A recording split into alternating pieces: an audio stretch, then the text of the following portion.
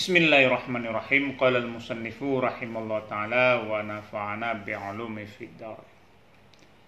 Qauluhu muhattamun ay hatamahu syari'u wa aujabahu wa lam yurakhis fi tarkihi liqauli ta'ala fa'lam annahu la ilaha illallah. Fayajibu ala kulli mukallafin min zakarin wa unsa wujuban ainiyan ma'rifatu kullu aqidatin bid-dalili walau ijmaliyan. Qauluhu, katanya Nazim Syekh Ibrahim Al-Laqani dalam beatnya, dalam matan Jauharah, wa ba'du fal ilmu bi aslid din muhattamun, yang diwajibkan, yahtaju lagi yang berhajat, litabini bagi menerangkan. Jadi muhattamun di sini ay artinya hattamahus syari'u, diwajib akannya ilmu usuluddin oleh syarak.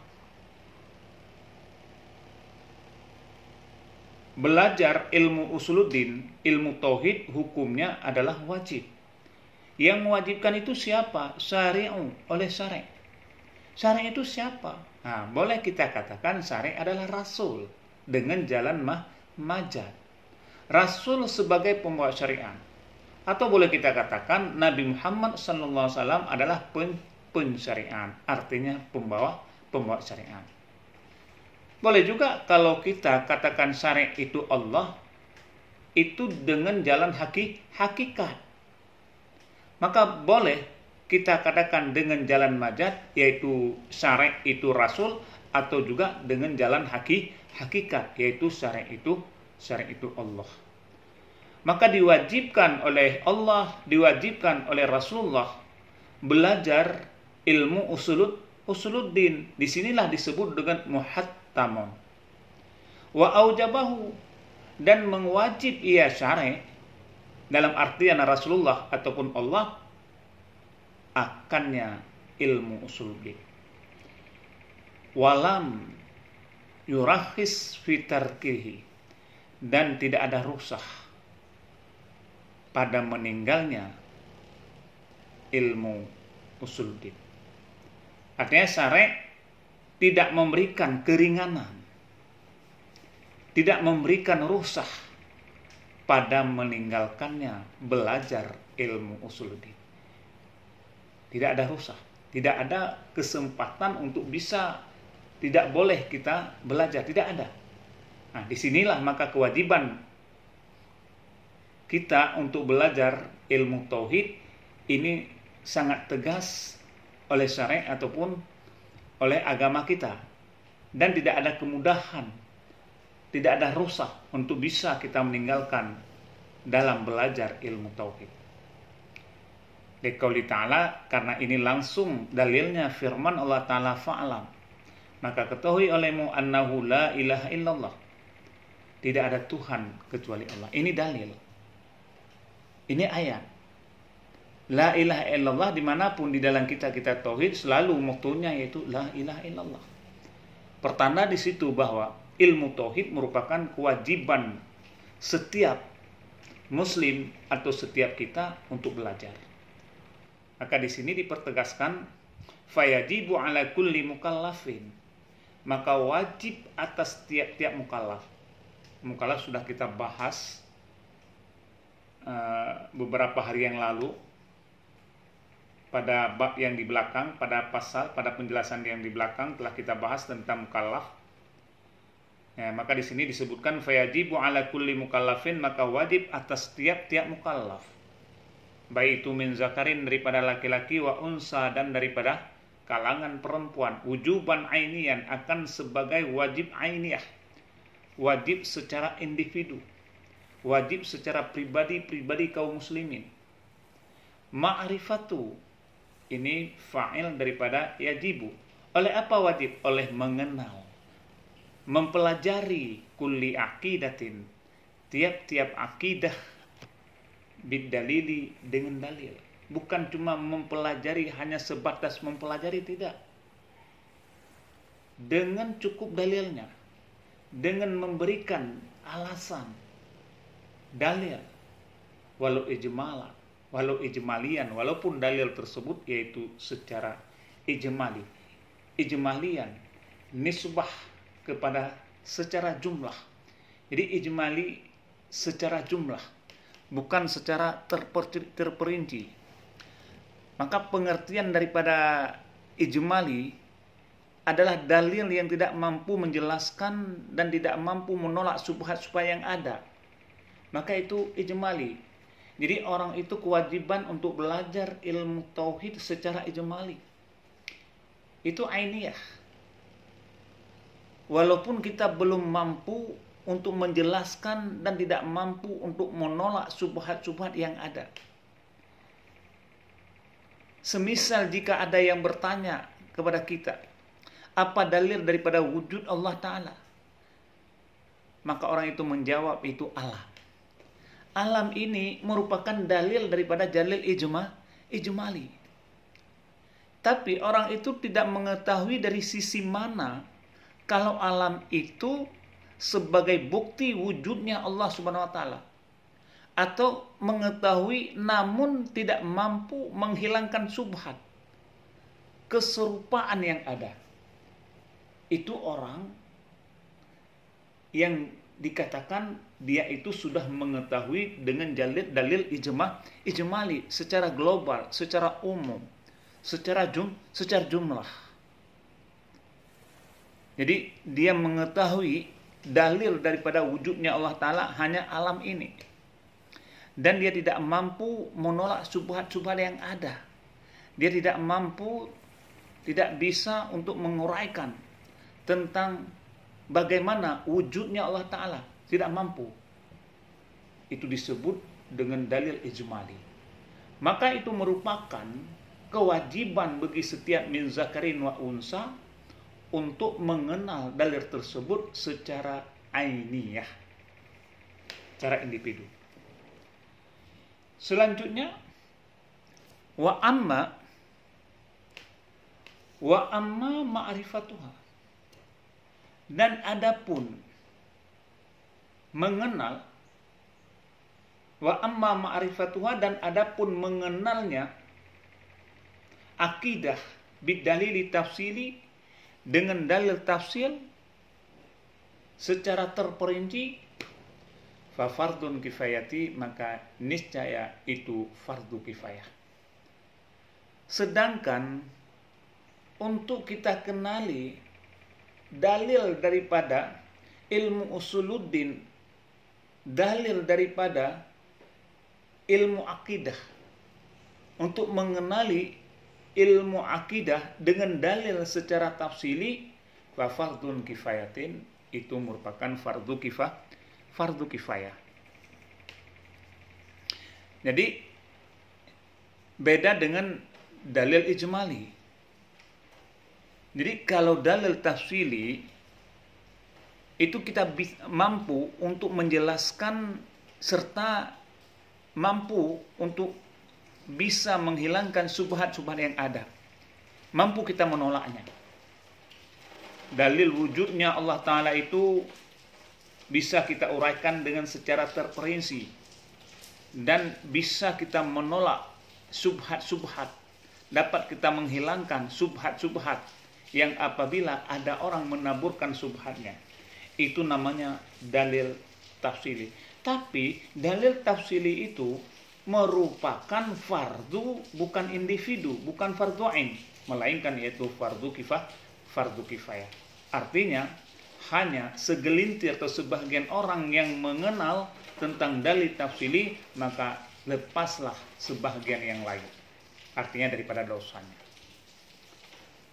Fayajibu, maka menyangkut dengan dalil tafsili yang dikatakan dengan fardu kifayah hukumnya, fayajibu ala ahli kulli kutrin ay nahiyatin yasukku usulu minha ila ghairiha an yakuna fihi may ya'rifuha bidalili tafsili. Maka wajib atas tiap-tiap, fayajibu ala ahli, maka wajib atas ahli kulli kutrin, atas ahli tiap-tiap daerah. Ini menyangkut dengan dalil tafsili yang merupakan fardu kifayah. Sehingga wajib atas tiap-tiap ahli tiap-tiap daerah, kutrin daerah, artinya nahiyah, artinya pelosok-pelosok negeri. Ya suku wusulu yang sukar oleh sampai daripadanya nahiyah ila ghairiha kepada selainnya nahiyah oleh apa?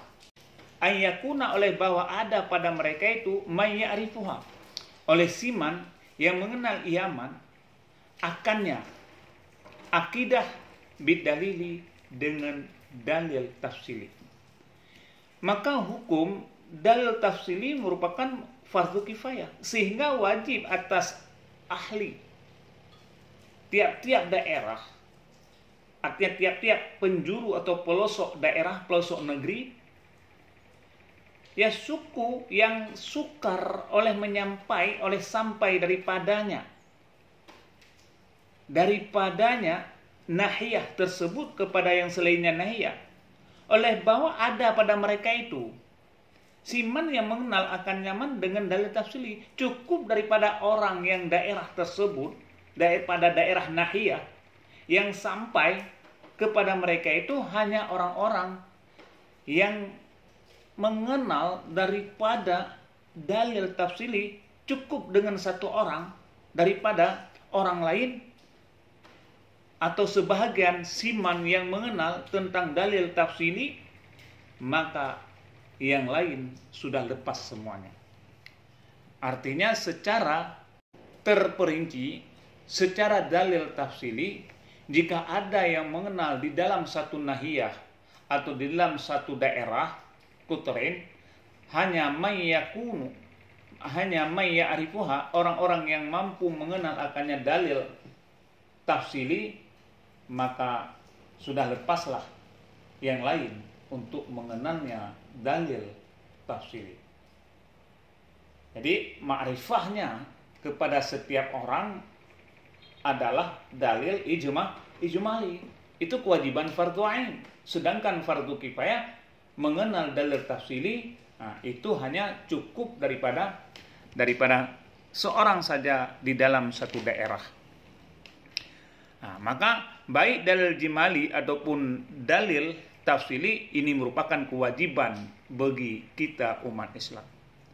Sebab dalil ijmali adalah sebuah dalil yang tidak mampu menjelaskan sebagaimana kita urai tadi, dan tidak mampu menolak subhat, artinya keserupaan. Bahkan jika engkau ditanya apa dalil dari wujudnya Allah Ta'ala, kemudian engkau menjawab alam ini, dan pun engkau tidak mampu, tidak mengetahui dilalahnya untuk memberikan satu alasan ataupun satu dalil, apakah sifat barunya ataupun kemungkinannya ataupun kedudukannya, atau engkau mengetahui tapi masih belum mampu untuk menghilangkan subhat yang ada. Inilah disebut dengan dalil daripada dalil ijmali.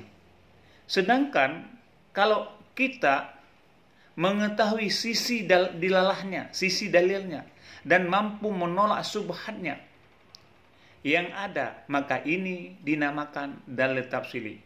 Misalnya engkau ditanya apa dalil wujudnya Allah Subhanahu wa Ta'ala, kemudian kita menjawab alam, dan kita pun mampu menggambarkan dalil ini dan mengetahui sisi dalalahnya, serta mampu menghilangkan subhat-subhat, keserupaan-keserupaan yang ada, mampu menjelaskannya secara terperinci, secara tafsir, maka orang tersebut dinamakan sudah menguasai dalil tafsili. Dan di dalam satu daerah, ketika ada seorang yang mampu menguasai dalil tafsili, maka ini sudah lepas, karena dalil tafsili dikenali setiap kaum muslimin merupakan yaitu fardu kifayah. Cukup satu orang, dan orang yang lain sudah lepas daripada untuk mempelajarinya. Li'annahu rubama tarak, karena bahwa sungguhnya seorang seringkali datang subhat fayadfa'uha, maka menolak ia seorang akannya subhat.